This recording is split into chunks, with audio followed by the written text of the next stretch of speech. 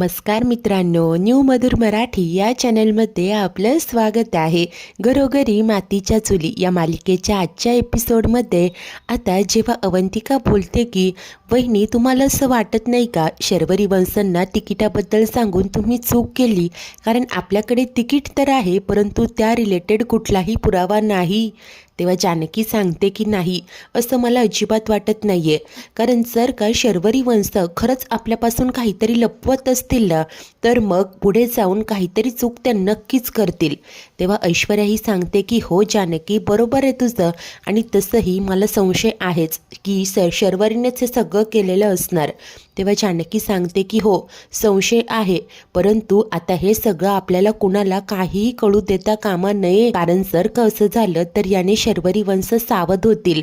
आणि खास करून ऐश्वर्या, तू, मला माहिती आहे तुला शर्वरी वंशांचा राग येतो, तुझी पटकन चिडचिड होते, परंतु याबद्दल तू त्यांना काहीही बोलून दाखवायचं नाही.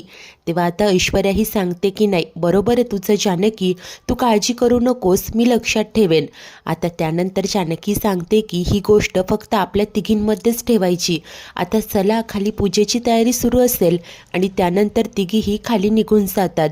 तेव्हाच इकडे रूममध्ये हा राहुल मात्र म्हणतो की शर्वरी, जानकी वहिनींना आपल्यावर डाऊट तर आला नसेल ना.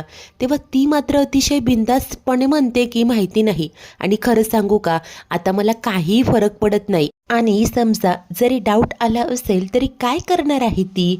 त्या काय एका बसच्या तिकिटावरून ती मला जेलमध्ये टाकणार आहे? काय नक्की असतं प्रूफ तरी काय करणार आहे ती? तो विक्रांत माझं काही करू शकला नाही, माझा बाप माझं काही करू शकला नाही, तर मग ही जानकी किस झाडकी पत्ती? त्याला तर मला एक्सपोज करायचं होतं, परंतु मीच त्याला वर एक्सपोर्ट करून टाकलं. असं म्हणत तिला आता तेव्हा घडलेला तो प्रकार आठवत असतो, जेव्हा शर्वरी आणि विक्रांत मुळशीत येतात. आता राहुल देखील दुरूनच त्यांच्यावर नजर ठेवून असतो. विक्रांत विचारतो की आपण येतोय हे नानांना तर माहिती आहे ना? तेव्हा ती सांगते की हो. तर विक्रांत बोलतो की नाही, गाडी पाठवली नाही त्यांनी. तेव्हा आता शर्वरी म्हणते की येईल ना, गाडी देखील येईल आणि तुला जिथे पोहोचायचंय तिथे पोहोचवे. आणि तेव्हाच हा राहुल मागणं येतो आणि गुंगीत असलेलं औषध टाकून रुमाल विक्रांतच्या तोंडावर पकडतो. त्यासरशी विक्रांत बेशुद्ध होतो. आणि त्यानंतर शर्वरी आणि राहुल दोघांनीही विक्रांतला एका गोडाऊनमध्ये आणलेलं असतं, त्याचे हातपाय बांधून ठेवलेले असतात. राहुल त्याच्या तोंडात रुमालाचा बोळा कोंबतो आणि शर्वरी म्हणत असते की काय रे, आता इथेच गाडीची वाट बघत बस, मला एक्सपोज करायला निघाला होतास ना, आता इथे बसून तूच एक्सपायर हो. असं म्हणत ती आता विक्रांतचा मोबाईल काढते, तो स्विच ऑफ करून पर्समध्ये टाकते आणि त्यानंतर राहुलला सांगते की आता मी घरी जाते. तो विचारतो की मग आता आपण कधी भेटणार? तेव्हा ती म्हणते की सांगते. आणि आता अशा प्रकारे इथून शरू पहिल्यांदा घरी आलेली असते आणि घरी येऊन तिने ते आत्महत्येचं नाटक केलेलं असतं आणि पुढे हा सगळा ड्रामा सुरू झालेला असतो. ही शर्वरी खुश होऊन या राहुलला सांगत असते की मी घरच्यांना खोटंच सांगितलं की विक्रांतने खूप लोकांकडनं पैसे घेतलेत, खूप फ्रॉड केलाय, फसवणूक केली आहे आणि ते पैसे आता परत द्यायचे, लोक मला फोन करताय. बघ ना, मी रचलेल्या या स्टोरीवर घरच्यांनी विश्वास देखील ठेवला रे. ती जानकी इतकी मूर्ख इमोशनल फूल आहे ना, ती लगेच नानांकडे गेली आणि तिने सांगितलं की शर्वरी वंशांना कशी पैशांची गरज होती. अरे, नाना तयार देखील झाले. नेमके ज्या दिवशी नाना आपल्याला पैसे देणार होते त्याच दिवशी ते मंदिरात आले आणि तिथे त्यांनी आपल्याला पाहिलं आणि मग सगळा घोळ सुरू झाला. मी नानांना इतक्या वेळा सांगत होते, परंतु काय गरज होती त्यांना त्यांच्या स्वतःच्या जावयावर विश्वास ठेवायची? पण मी सांगूनही ऐकलं नाही त्यांनी. जर का त्या दिवशी नाना गप्प राहिले असते तर मला तरी काय गरज होती त्यांना मारण्याची? आता नेमके त्या दिवशी देवळामागे काय झालं होतं ते दाखवण्यात येतं. जेव्हा शरू राहुलच्या मिठीत असते, नाना ते पाहतात आणि रागानेच येऊन ओरडतच म्हणतात की शर्वरी, अगं काय चाललंय तुझं हे? शर्वरी आणि राहुल खूप घाबरून जातात. शर्वरी म्हणत असते की नाना ते मी. नाना मात्र ओरडूनच म्हणतात की गप्प बस, अगं तुझं हे काय चाललंय ना ते सगळं कळलंय मला. अगं विक्रांत सारख्या चांगल्या माणसाची तू फसवणूक करती. विक्रांतबद्दल आम्हाला खोटं सांगितलं आणि इथे या माणसाबरोबर फिरताना दिसते. अगं याच माणसाबरोबर फिरून तर तू विक्रांतचे पैसे वाया घातले. शर्वरी, तुला मुलगी म्हणायची देखील मला लाज वाटतेय. असं नाना रागाने तिला सुनावतात. तेव्हा ही शरू देखील तोंड वर करून म्हणते की काय मला मुलगी म्हणायची लाज वाटते, मग मी तरी तुमच्याशी का चांगलं वागू आणि याच्याबरोबर फिरते म्हणजे काय, हा मित्र आहे, याचं नाव राहुल आहे आणि माझं प्रेम आहे त्याच्यावर, अफेअर आहे माझं. हो, विक्रांतच्या नावावर पैसे घ्यायचेत मला, उडवलेत मी त्याचे पैसे, काय करणार आहात तुम्ही. तेव्हा नाना भडकूनच सांगतात की पोलिसातच देईल तुला, हे बघ हे सगळे प्रकार थांबव, वेळीच तुझी चूक सुधार. अगं विक्रांत खूप चांगला माणूस आहे, काय ग त्याला सोडून या मूर्ख माणसाशी संबंध जोडतेस. शर्वरी मी तुला शेवटचं सांगतोय, या मूर्ख माणसाची संगत सोडून विक्रांत बरोबर सुखाचा संसार कर. तेव्हा शरू देखील उद्धटासारखं बोलत असते की नाही करणार, हे बघा नाही सोडणार मी राहुलची साथ. मी मुळात विक्रांतचं तरी कुठे प्रेम आहे माझ्यावर, त्याच्याकडे तर माझ्यासाठी वेळच नाहीये, त्यामुळे मी राहुलची साथ नाही सोडणार. आणि तुम्ही तरी कशाला या सगळ्या भानगडीत पडताय, हे बघा माझ्या वाटणीचे जे काही पैसे असेल ते मला द्या, मी इथून गुपचूपपणे निघून जाईल. टकलेले नाना मात्र म्हणतात की शर्वरी माझ्याशी नीट बोल हं, लक्षात ठेव. तेव्हा आता शरू मात्र तोंड वर करून बोलते की मला शहाणपणा शिकवू नका नाना. तेव्हा चिडलेले नाना सनकन तिच्या कानाखाली वाजवतात. शरूला आता नानांचा खूप राग येत असतो.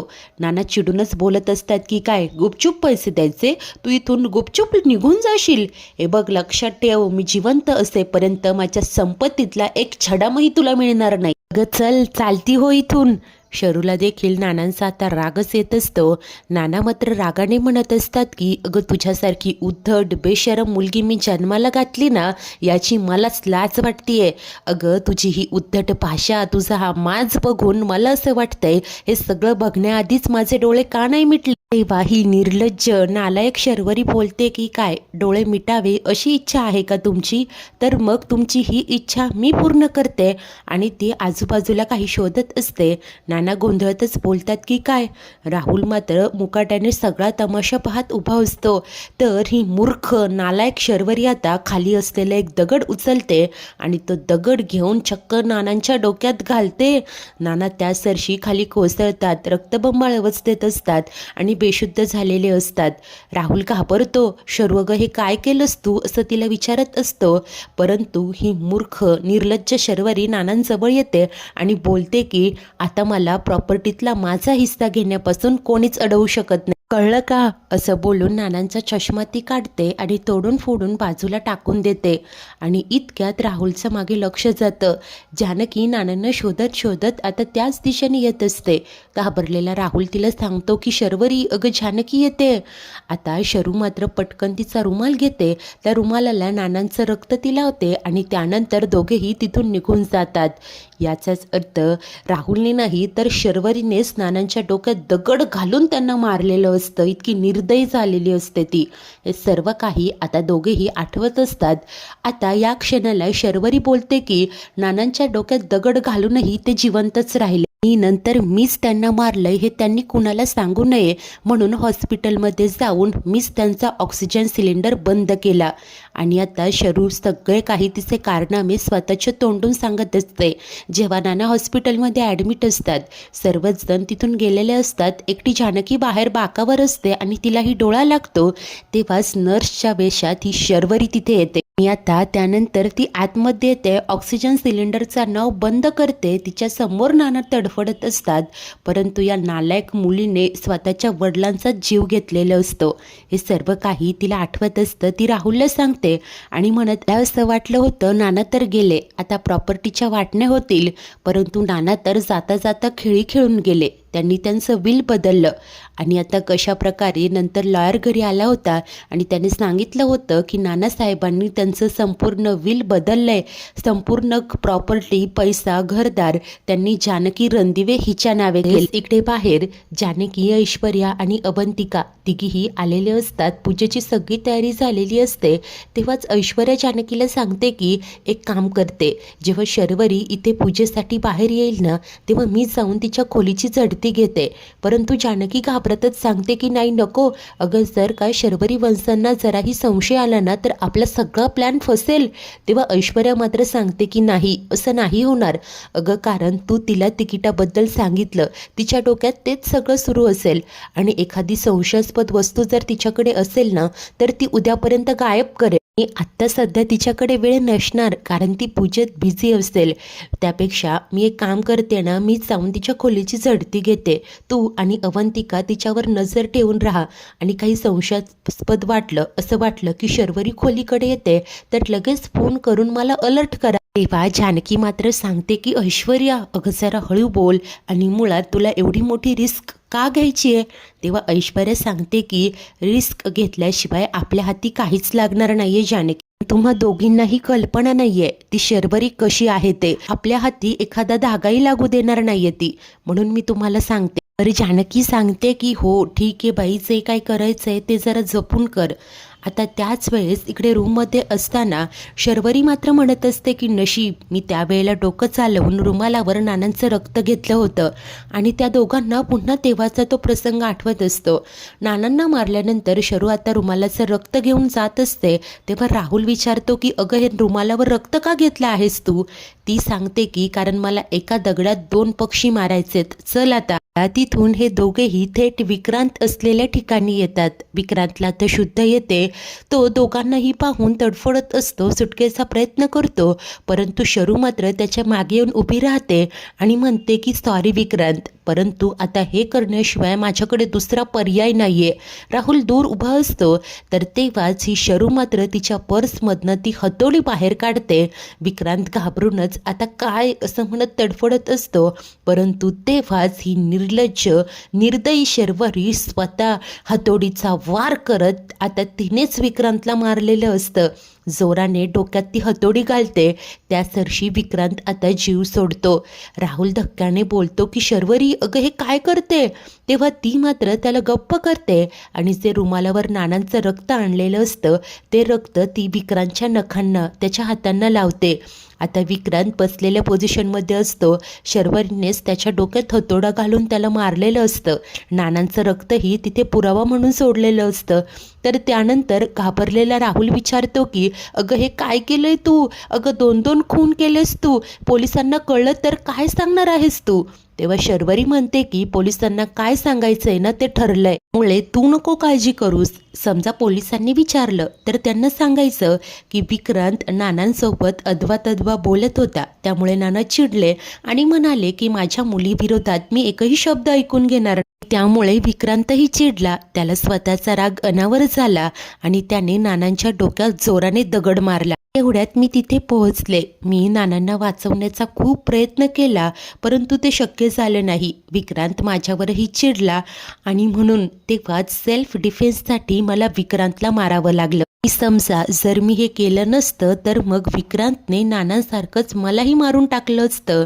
आणि समजा जर मी पकडले गेलेच ना तर याच स्टोरीच्या बेसिसवर माझी सुटका होणार राहुल, असं म्हणत ती डोळ्यातलं पाणी पुसून उडवते.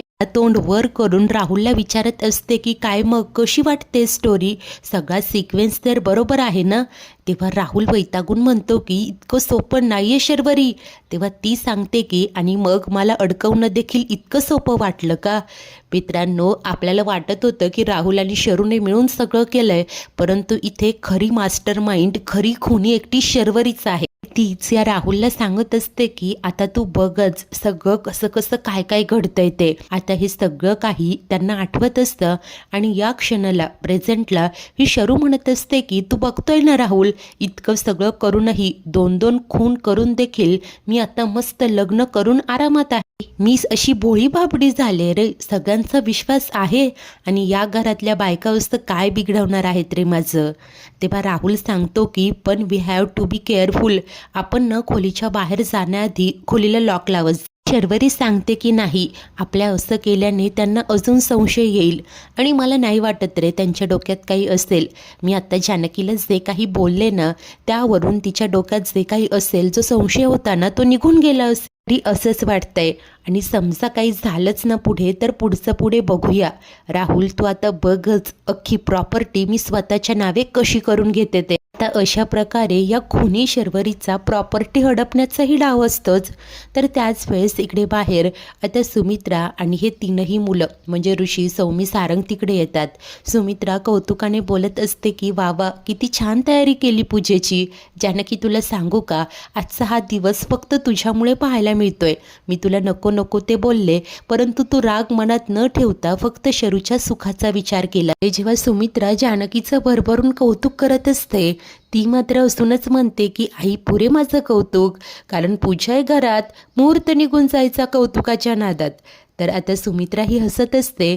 त्यानंतर ऐश्वर्या सांगते की आई, लग्नानंतरचे जे खेळ असतात ना, ते आपण ही पूजा झाल्यानंतर लगेच उरकून घेऊया. म्हणजे कसं, उद्या सकाळी उठून आवरून तुम्हाला त्यांना देवदर्शनाला घेऊन जाता येईल ना.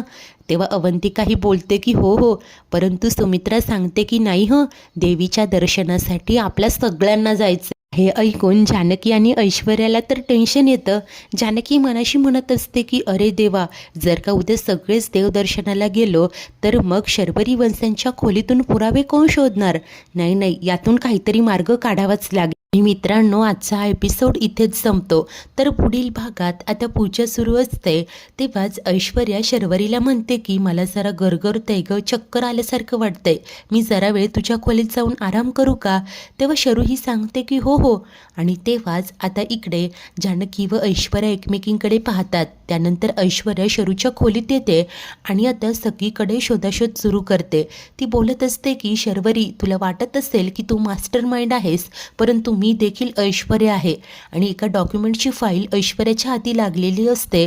तेव्हाच ही शर्वरी अचानक पूजेतून उठते आणि जानकीला सांगते की माझ्याकडे औषधं आहेत, मी तिला औषधं नेऊन देते. आणि तेव्हाच जानकी तिला अडवण्याचा प्रयत्नही करते, परंतु शरू काही ऐकत नाही आणि आता खोलीच्या दिशेने येते आणि दार उघडते. आणि दोघीही आता समोर पाहतच असतात. मित्रांनो, आता ऐश्वर्याने सगळं काही व्यवस्थित सावरून ठेवलेलं असेल का? शर्वरीला काही संशय येईल का? ही खुनी शर्वरी, हिच्या विरोधातला एकतरी पुरावा जानकीच्या हाती कसा लागेल? याच निर्दयी शर्वरीने नानांनाही मारलंय हे जेव्हा कळेल, तेव्हा रणदिवे शर्वरीला लाथा मारत जेलमध्ये कसं पाठवतील, सर्वच काही पाहणे खूप उत्सुकतेचे असेल. अशाच नवनवीन भागांच्या डेली अपडेट्ससाठी आपल्या न्यू मधुर मराठी या चॅनलला नक्की सबस्क्राईब करा. धन्यवाद.